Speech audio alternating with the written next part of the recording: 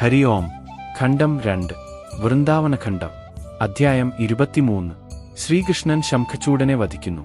ബഹുലാശ്വനും നാരദനും തമ്മിലുള്ള സംഭാഷണം തുടരുന്നു. ശ്രീ നാരദൻ പറഞ്ഞു, അങ്ങനെ ഭഗവാൻ വസന്തം പൂത്തുലയുന്ന താലജംഘവനത്തിലേക്ക് ഗോപികമാരോടൊപ്പം പോയി. അവിടെ സുഗന്ധപൂരിതമായ പൂക്കൾ കൊണ്ട് മാലകളുണ്ടാക്കി എല്ലാ ഗോപികമാരുടെയും മുടികൾ അലങ്കരിച്ചു.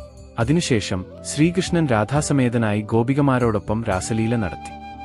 അപ്പോൾ അവിടെ ഒരു അപ്രതീക്ഷിത സംഭവം നടന്നു. ശംഖചൂഡൻ എന്നു പേരുള്ള അതിബലവാനായ ഒരു യക്ഷൻ ഉണ്ടായിരുന്നു. അവൻ കുബേരന്റെ വിശിഷ്ട സേവകനായിരുന്നു. ശംഖചൂഡൻ ഗദായുധത്തിൽ വളരെ നിപുണനായ ഒരു യോദ്ധാവായിരുന്നു. കംസന്റെ ബലവും പരാക്രമവും അറിഞ്ഞ ശംഖചൂഡൻ തന്റെ ഗദയെടുത്ത് കംസന്റെ അരികിൽ ചെന്ന് ഇപ്രകാരം പറഞ്ഞു: അല്ലയോ കംസ, താങ്കൾ ഒരു മികച്ച യോദ്ധാവാണെന്നു കേട്ടു. അതിനാൽ താങ്കളോട് ഗദായുദ്ധം നടത്താൻ ഒരു അവസരം നൽകിയാലും. യുദ്ധത്തിൽ ഞാൻ തോറ്റാൽ ഞാൻ താങ്കളുടെ ദാസനാകും. അതല്ല, ഞാൻ ജയിക്കുകയാണെങ്കിൽ താങ്കൾ എന്റെ ദാസനാകണം. ശംഖചൂഡന്റെ ഈ വെല്ലുവിളി കംസൻ അംഗീകരിക്കുകയും ചെയ്തു. അങ്ങനെ അവർ ഗദായുദ്ധത്തിൽ ഏർപ്പെട്ടു. അനേകം ദിവസത്തെ യുദ്ധത്തിനു ശേഷവും അവർക്ക് പരസ്പരം പരാജയപ്പെടുത്തുവാൻ സാധിച്ചില്ല. ഇപ്രകാരം അവരുടെ ഈ ഘോരയുദ്ധം ഭൂമിയിൽ പ്രകമ്പനം കൊള്ളിച്ചു. ആ അവസരത്തിൽ ഗർഗമഹർഷി അവിടെ എത്തി. അവർ മഹർഷിയെ നമസ്കരിച്ചു. മഹർഷി അവരോട് യുദ്ധം അവസാനിപ്പിക്കുവാൻ പറഞ്ഞു. ഗർഗമഹർഷി നിർദ്ദേശിച്ച പ്രകാരം കംസനും ശംഖചൂഡനും യുദ്ധം അവസാനിപ്പിക്കുകയും പരസ്പരം മിത്രഭാവം സ്വീകരിക്കുകയും ചെയ്തു. അങ്ങനെ ശംഖചൂഡൻ കംസനോട് യാത്ര ചൊല്ലിയ ശേഷം സ്വന്തം ഗൃഹത്തിലേക്ക് തിരിച്ചു. രാത്രിയായപ്പോൾ ശംഖചൂഡൻ രാസമണ്ഡലത്തിലെത്തി.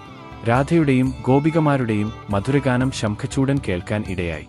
ആ മധുരഗാനത്തിന്റെ സ്രോതസ് അന്വേഷിച്ച് ശംഖചൂഡൻ ചെന്ന് എത്തിയത് കൃഷ്ണന്റെയും ഗോപികമാരുടെയും അടുത്തേക്കായിരുന്നു.